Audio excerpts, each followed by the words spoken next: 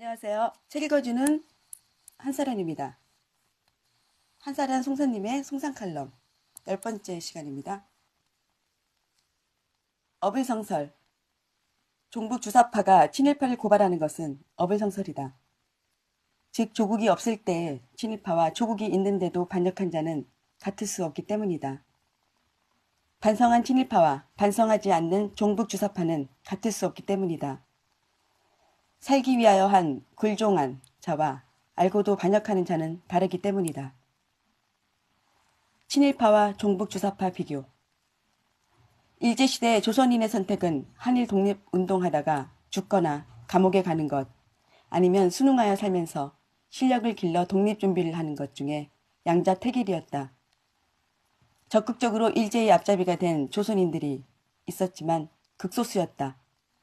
대부분은 일제에 순응하여 살면서 실력을 길러 대한민국의 발전에 이바지한 사람이다. 박정희란 분도 결국 그러한 분이다.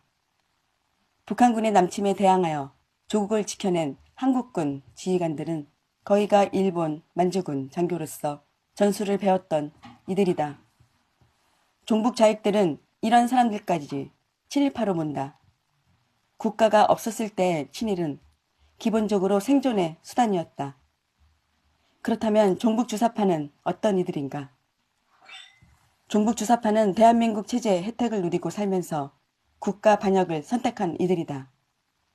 종북을 하지 않는다고, 즉 반역을 하지 않는다고 이들을 죽이거나 감옥에 보낼 세력은 없었다. 종북 주사파가 되는 것은 헌법과 국가에 대한 반역임을 알면서도 그 길을 선택하는 것이다. 조국이 있음에도 자발적인 반역을 선택한 것이다. 종북 주사파는 사사건건 조국을 만든 사람들을 물어뜯고 북한 정권을 비호하면서도 단 한 사람 북한에 가서 살겠다는 이가 없다. 심지어 그들 중 유력 지도자급들은 제국주의의 분산이라고 그토록 극렬히 적대시하는 미국의 자식들을 유학시키고 살아왔다. 종북 핵심 분자들은 자식들을 적성국가에 유학 보낸 셈이다.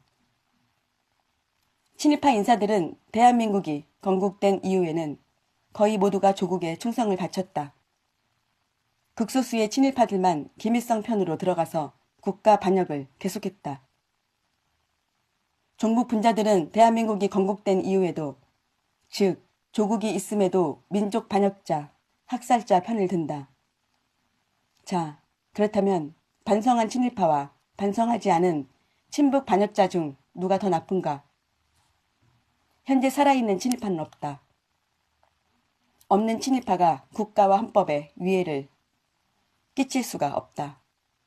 하지만 종북 세력은 지금 집권하여 권세가 엄청나다. 그리고 종북 주사파는 현존하는 명백한 위험 요소이다. 친일파 청산은 할래야 할 수가 없다.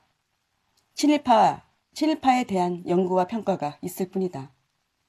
하지만 종북 세력에 대한 단죄와 청산은 시급한 국가적 과제이다.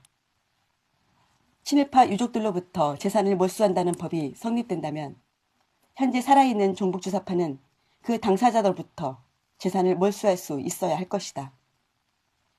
최악의 경우를 상정하여 친일파의 상당수는 제2차 세계대전 때 정보가 부족하여, 즉 일제가 승리하고 있다고 믿은 나머지 친일 행동을 했다고도 볼 수 있다.